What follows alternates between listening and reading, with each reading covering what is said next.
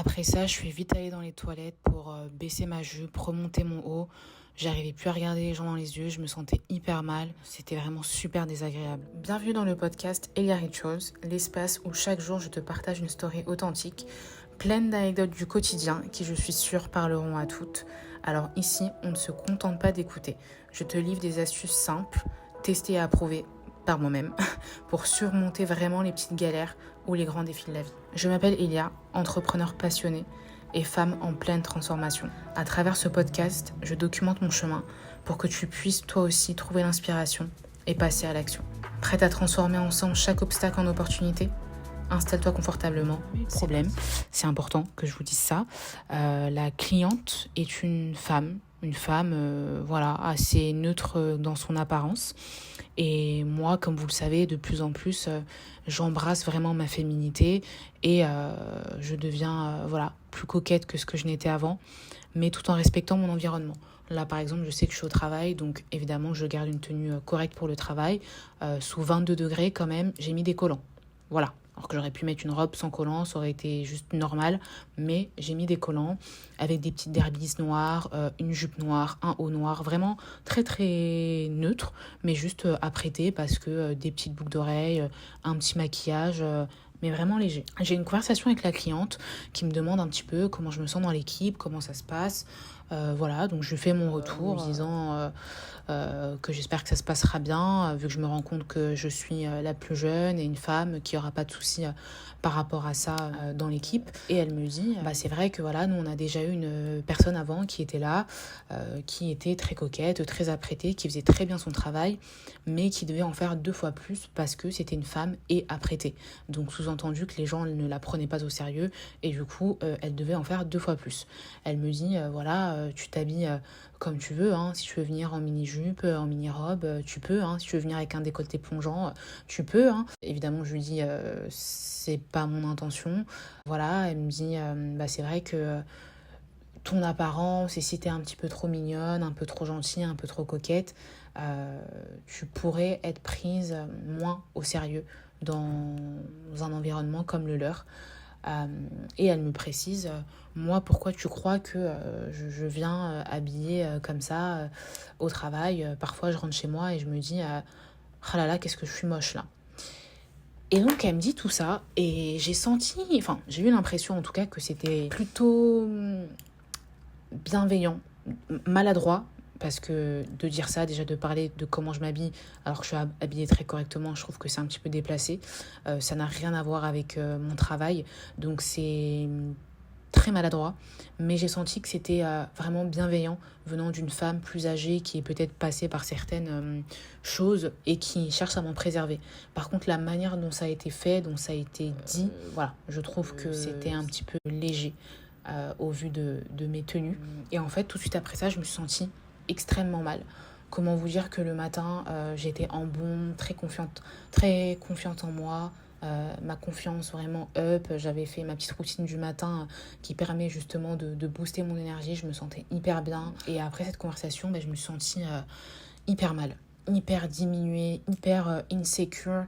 J'ai vraiment couru aux toilettes en me regardant, en me disant mais est-ce que je devrais baisser ma jupe, remonter mon haut. En fait, je me suis vraiment sentie comme la brebis dans la bergerie avec les loups autour, et je me suis dit mais en fait comment ils me voient, est-ce que je vais passer en fait pour la nunuche de service juste parce que je suis une femme un petit peu apprêtée.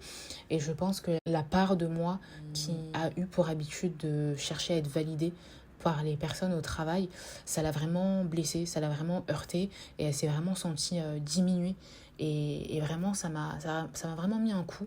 Pour vous dire, tout le reste de la journée, j'arrivais pas à regarder les gens dans les yeux, j'arrivais pas à prendre la parole de manière libre comme je le fais d'habitude, parce qu'en fait, ça m'a mis un coup dans ma confiance. Tout comme on est le produit de notre environnement, en tout cas je parle pour les gens qui sont un peu comme moi, qui sont très sensibles aux stimuli extérieurs, que ce soit aux paroles, que ce soit à l'énergie de notre environnement, que ce soit même à des choses un peu plus subtiles, des expressions faciales quand vous parlez aux gens. Et je me suis complètement laissée impacter par ça. Mais finalement, c'était vraiment nécessaire et je le prends vraiment comme une bonne chose aujourd'hui. parce que ça m'a permis de faire un petit peu un reset. Ça m'a permis de me poser la question.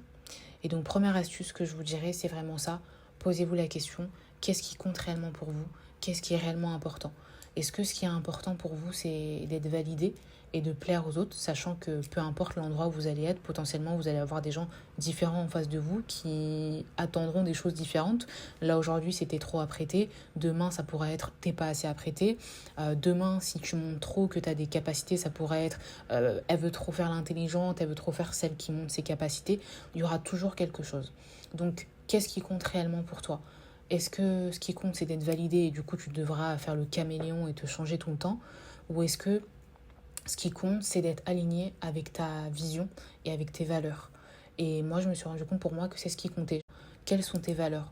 Aujourd'hui, ta féminité, c'est quelque chose qui une force pour toi. Et ce qui comptait pour moi, c'est d'être aligné avec ma vision, aligné avec ma valeur et de construire cette confiance en moi, vraiment d'entraîner cette confiance en moi qui me permettra de plus en plus à être à l'aise avec le fait d'être moi-même, même autour d'autres personnes. Et donc ça passait par ça. Je me suis dit, finalement, tu fais ton travail, voilà, comme il faut, ni plus ni moins, et tu es une personne féminine qui te sent bien comme ça, et ça te permet de booster ta confiance en toi. Donc, tu vas rester comme ça, parce que de un, ça n'a rien à voir avec ton travail, et de deux, prends-le comme un entraînement. En fait, je me suis dit, je vais prendre cette situation comme un entraînement pour booster, en fait, ma confiance en moi. Et finalement, je me suis dit, tu sais quoi, tu vas aller à l'encontre de ce qu'ils pensent ici, vu que visiblement, ça a un impact quand tu es une femme féminine dans ton travail. Tu vas aller à l'encontre de ça. Tu vas pas te changer pour rentrer dans le moule, tu vas rester comme tu es. Et par contre, tu vas mettre en place d'autres systèmes, d'autres astuces pour te protéger si quelqu'un ose te dire quelque chose. Et ça, d'ailleurs, ça viendra dans un prochain podcast, vu que j'ai une petite anecdote à vous raconter. Et tous les jours, alors au début, tu seras un peu mal à l'aise parce que c'est comme si tu vas dans une soirée, tout le monde est en basket et toi, tu arrives en talons. Donc forcément, tu vas te dire oulala, je suis pas dans le thème, qu'est-ce qui se passe? Et souvent, quand on marche à l'encontre de la foule, quand tu vas à contre-courant, tu te dis t'es mal à l'aise parce que t'as l'impression que c'est toi qui est pas normal. Alors que c'est pas une question d'être normal ou pas normal, c'est plus une question de s'assumer même en étant différent. Donc je me suis dit prends-le comme ça. Alors au début, j'étais un petit peu mal à l'aise, je vais pas vous mentir, et finalement, au bout de quelques jours, je me suis sentie hyper bien parce que ça m'a donné un shoot de confiance de me dire, à la fin, quand je rentre chez moi, le soir, je me dis que j'étais à l'aise dans mes baskets, j'étais à l'aise avec moi-même, et c'est ça qui compte. Et alimenter ce truc-là de, tu vas marcher en bombant le torse. Moi, je vous jure que quand je marche dans les couloirs, je suis là avec ma jupe, mes petites derbies, là, tranquille. Bon, il n'y a rien de fou, pour eux, c'est un truc de ouf, mais il n'y a rien de fou.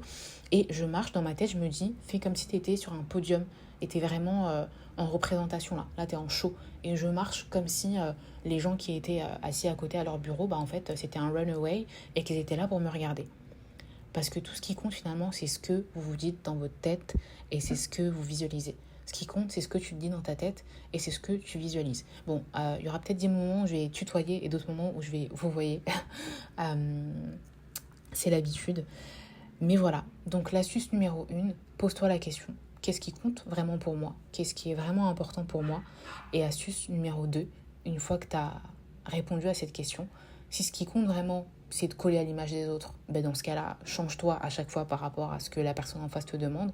Et si ce qui compte pour toi, c'est d'être à l'aise avec ta vision et comment tu te sens toi, je te conseille de faire là comme j'ai fait.